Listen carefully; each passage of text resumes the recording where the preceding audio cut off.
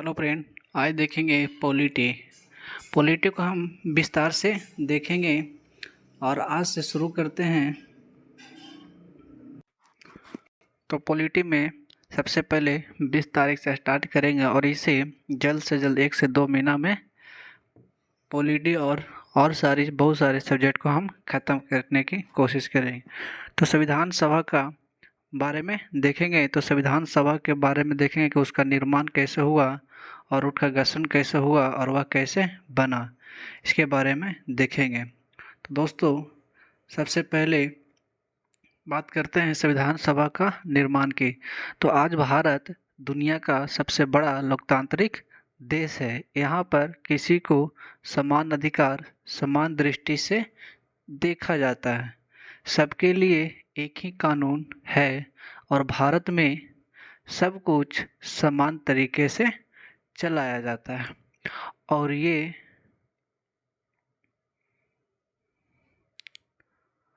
ये सब भारत के महान संविधान की वजह से मुमकिन है। कहने का मतलब कि जो भारत का जो संविधान है उसमें सभी को समान दृष्टि से देखा जाता है। सबके लिए एक ही कानून की व्यवस्था है और भारत में सब कुछ समान तरीके से चलाया जाता है। नेक्स्ट देखते हैं, भारत के संविधान को बनाने में बहुत समय, लोग और बहुत सारा धैर्य शामिल है, क्योंकि बहुत समय से अंग्रेजों के अधीन रहने के बाद बहुत से वीर और बलिदानियों के बलिदान के बाद भारत को आज़ाद होने और अपना संविधान बनाने का मौका मिला। दोस्तों, भारत में बहुत सारे वीर, बहुत सारे जवान लोग बलिदान दिया, इसके बाद भारत को आज़ाद हुआ और संविधान बनाने का मौका मिला। अब दोस्तों, आप इसे वीडियो को पूरा देखें, एक कहानी की तरह आपको समझ में आ जाएगा और वीडियो को 1 से 2 बार देखने पर आपको पूरी एक स्टोरी की तरह दिमाग में बैठ जाएगा। अब दोस्तों, आज़ाद होने और अपना संविधान बनाने का मौका भारत को मिला। तो सबसे पहले जब भारत का संविधान बनाने का मौका मिलता है दोस्तों, हम अब देखेंगे कंटेंट क्या क्या हमें पढ़ना है। तो सबसे पहले पढ़ेंगे संविधान सभा का निर्माण कैसे होगा। उसके बाद देखेंगे संविधान सभा के अध्यक्ष के बारे में और संविधान निर्माण के जो क्रम में समितियां आई उसके बारे में देखेंगे।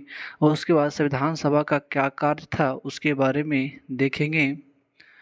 और नेक्स्ट बात करें तो संविधान सभा का निर्माण और भारतीय संविधान के बनने में समय लगा उसके बारे में देखेंगे। उसके बाद दोस्तों, संविधान सभा के महत्वपूर्ण बिंदु के बारे में देखेंगे। उसके बाद 7वें में संविधान पारित और लागू कैसे हुआ उसके बारे में चर्चा करेंगे। और नेक्स्ट की बात करते हैं तो संविधान सभा का निर्माण के बारे में देखेंगे। तो अब दोस्तों, सबसे पहले हम देखेंगे संविधान सभा का निर्माण के बारे में। तो संविधान सभा का निर्माण की बात करें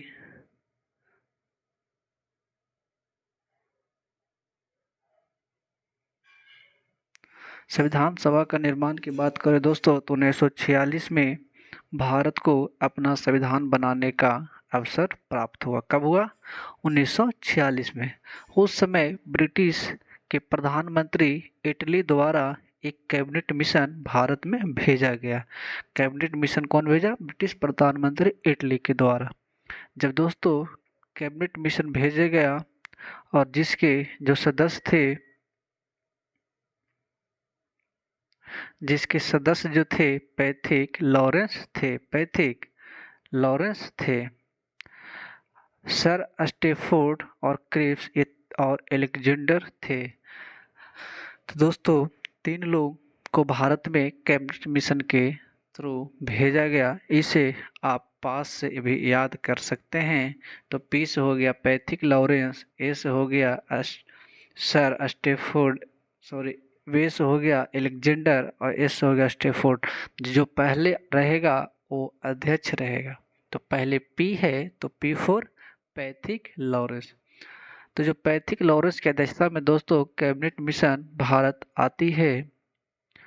अब दोस्तों संविधान सभा का निर्माण की बात करें तो जुलाई 1946 में संविधान सभा का निर्माण हुआ और इसकी शुरुआत में कुल जो सदस्यों की संख्या थी 389 सदस्य थे, जिसमें से 292 ब्रिटिश प्रांत से थे और 93 देशी रियासतों से थे। और 4 सदस्य दोस्तों चीफ कमिश्नरी से, देशी रियासत कितनी थी 93 थे और 4 कमिश्नरी क्षेत्र से थे। जिन क्षेत्रों से सदस्य आए थे उनमें प्रति 10 लाख लोगों, मतलब जो भी संविधान सभा में लोग आए थे उसमें 10 लाख लोगों में से एक सदस्य को चुना गया था। अब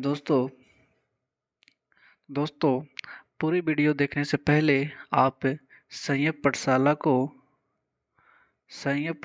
को लाइक और सब्सक्राइब जरूर करें। तो दोस्तों देखते हैं कि ये सदस्य 3 संप्रदायों में क्या कर गया, बटे हुए थे। 3 संप्रदायों में बटे हुए थे। जो 3 संप्रदाय थे उसमें से मुस्लिम, सिख और समान और भारत की 2 प्रमुख पार्टियां भी थी। तो 3 की बात करते मुस्लिम, सिख और समान भारत की 2 प्रमुख पार्टियां से इस संविधान सभा में सदस्य आए थे। तो 3 संप्रदाय से बटे हुए थे और इन 3 संप्रदाय से जो सदस्य थे वो आए थे और वो भी कांग्रेस और जो 2 पार्टी थी, तो 2 पार्टी थी कांग्रेस मुस्लिम और एक मुस्लिम और सिख। अब दोस्तों आगे देखते हैं तो संविधान सभा के अब हम अध्यक्ष के बारे में पढ़ेंगे। तो दोस्तों 9 दिसंबर 1946 को संविधान सभा की पहली बैठक होती है। क्वेश्चन पूछता है पहली बैठक कब हुई थी, तो 9 दिसंबर 1946 की। इस बैठक में डॉक्टर सच्चिदानंद सिन्हा को अस्थायी अध्यक्ष के रूप में चुना गया। अब दोस्तों जब संविधान सभा का बैठक होगा तो कोई न कोई अध्यक्ष होगा और कोई न कोई अध्यक्ष होगा तो उसका डेट भी होगा। तो जो अध्यक्ष था डॉक्टर सच्चिदानंद सिन्हा थे और ये जो सदस्य अस्थायी थे, मतलब फिक्स नहीं थे। अब कब बने थे, तो 9 दिसंबर 1946 की संविधान सभा की पहली बैठक में। उसके बाद दोस्तों मुस्लिम लीग के बैठक को बहिष्कार करने लगा। जो मुस्लिम लीग का जो बैठक था उसको बहिष्कार करने के कारण 11 दिसंबर 1946 को डॉक्टर राजेंद्र प्रसाद को अस्थायी अध्यक्ष, जो सेकंड बैठक होती है दोस्तों 11 दिसंबर 1946 को, उसमें मुस्लिम लीग के बैठक का जो बहिष्कार करने के कारण दोबारा से बैठक बुलाया गया और उसमें डॉक्टर राजेंद्र प्रसाद को अस्थायी अध्यक्ष चुना गया। अब दोस्तों आगे देखते हैं कि 13 दिसंबर 1946 को, याद रखना दोस्तों 9 + 2 + 2 तो 9 2 11 2 13, 9 को पहली और 11 को दूसरी और 13 को तीसरी बैठक होती है। तो दोस्तों 9 दिसंबर 1946 को श्री पंडित जवाहरलाल नेहरू के द्वारा एक उद्देश्य प्रस्ताव दिया जाता है कि भारत का संविधान कैसा बनना चाहिए। उसके लिए 13 दिसंबर को उद्देश्य प्रस्ताव पेश करता है और बाद में ये प्रस्ताव 5 जनवरी 1947 को पास हो जाता है। क्वेश्चन बहुत बार पूछता है उद्देश्य प्रस्ताव कब दिया जाता है, तो 13 दिसंबर को 1946 को, और पास कब होता है, तो 22 जनवरी 1947 को। अब दोस्तों आगे देखते हैं यही प्रस्ताव संविधान की प्रस्तावना कहलाता है। कौन सी प्रस्ताव? उद्देश्य प्रस्ताव, जो कि 13 दिसंबर को भेजा गया था, 22 जनवरी 1947 को पास हुआ था। और भारत का संविधान बनना भी उद्देश्य प्रस्ताव से ही शुरू हो जाता है। अब हम देखेंगे कि जब संविधान सभा जब बैठा तो उसका बहुत सारा समितियां निर्माण करना, बहुत सारा समितियां बनाई गई थी और उस समिति के बहुत सारे अध्यक्ष भी थे। तो उसके बारे में चर्चा करते हैं। तो संविधान निर्माण और उनके क्रम में समितियां। तो संविधान निर्माण में 13 समिति का गठन किया गया था और इसमें हर समिति का अपना अपना काम होता था। अब जाहिर सी बात है कि जब समिति रहेगा तो समिति का कोई ना कोई काम होगा ताकि संविधान निर्माण को अच्छा रूप प्रदान कर सकता। इनमें से कुछ समितियां इस प्रकार है, तो उसके बारे में देखते हैं। तो सबसे पहले दोस्तों सलाहकारी समिति। तो सलाहकारी समिति का अध्यक्ष जो थे बी नरसिम्हा राव और संचालन समिति के डॉक्टर राजेंद्र प्रसाद। प्रांत संचालन की बात करें, खाली संचालन की बात करें तो डॉक्टर राजेंद्र प्रसाद, और संचालन समिति की बात करें तो सरदार वल्लभ भाई पटेल। अब दोस्तों संघ समिति की बात करें तो संघ समिति के अध्यक्ष कौन? पंडित जवाहरलाल नेहरू। और प्रारूप समिति के अध्यक्ष थे डॉक्टर साहब बाबा भीमराव अंबेडकर। अब प्रारूप समिति की बात करते हैं दोस्तों, जो कि डॉक्टर BR अम्बेडकर थे। तो प्रारूप समिति में कुल 7 सदस्य थे। कितना सदस्य थे? 7 सदस्य थे। और भीमराव अंबेडकर उनकी अध्यक्षता कर रहे थे। किसकी? प्रारूप समिति की। उन्हें ही संविधान का निर्माण में उसकी अंतिम रूपरेखा प्रदान करने का अवसर मिला। किनको? भीमराव अंबेडकर को। और उन्हें ही संविधान निर्माण का निर्माण दाता भी कहा जाता है या निर्माता भी कहा जाता है, डॉक्टर BR अम्बेडकर को। अब संविधान सभा के, तब दोस्तों संविधान जब बन गया तो उसका किसी न कोई कार्य होगा। बिना कार्य का कोई चीज़ का गठन नहीं किया जाता है। तब संविधान सभा बना। उसके बारे में देखें कि बहुत सारे संविधान बनाने में समितियां आई। समितियां में सबसे जो इम्पोर्टेंट समिति थी प्रारूप समिति थी, जिसके अध्यक्ष BR अम्बेडकर थे। अब जब संविधान बन गया तो उसका हम कार्य देखेंगे। तो दोस्तों संविधान सभा का जो मुख्य कार्य होता है उसका काम है संविधान बनाना। संविधान सभा किस लिए बैठक? अब सभा किसके लिए होता है? तो संविधान के लिए। तो उसका कार्य यही है, संविधान को बनाना। अब उसे इस तरह से बनाना ताकि उसमें कोई तोड़ ना सके और सबसे उसके हिसाब से ही कार्य कर रहे, जिसकी अध्यक्षता डॉक्टर राजेंद्र प्रसाद कर रहे थे। किसकी? संविधान सभा की। दोस्तों आगे देखते हैं कि जिस समय भारत आज़ाद हुआ तब कोई सांसद नहीं था। इसी वजह से संविधान सभा ने अंतरिम संसद के रूप में भी कार्य किया। संविधान सभा इसलिए कार्य किया क्योंकि वहाँ पे संसद नहीं था कि लोग जाके वहाँ पे अपना बिल पारित कर सकता है, ऐसा नहीं था। इसलिए संविधान सभा भी अंतिम जब सरकार बनी थी तब भी संविधान सभा ही कार्य कर रहा था, जिसकी अध्यक्षता जीवी मावलंकर थे। जीवी मावलंकर बोले तो संविधान सभा के अंतिम बैठक में, और वहाँ जैसे अभी के जैसे संसद में लोकसभा का अध्यक्ष होता है उसी प्रकार से उस समय जीवी मावलंकर अध्यक्षता कर रहे थे। अब दोस्तों अंतरिम संसद ने अपना कार्य 17 नवंबर 1947 को शुरू किया। कौन? अंतरिम संसद ने। अब उस समय बहुत सारा अनुच्छेद लागू किए गए थे। तो दोस्तों अनुच्छेद की जो संख्या 60 है और राष्ट्रपति द्वारा शपथ लेने के संबंध में लागू किया गया था उसी समय, संविधान की अंतिम बैठक के समय। अनुच्छेद 324 जो था भारतीय निर्वाचन से संबंधित था।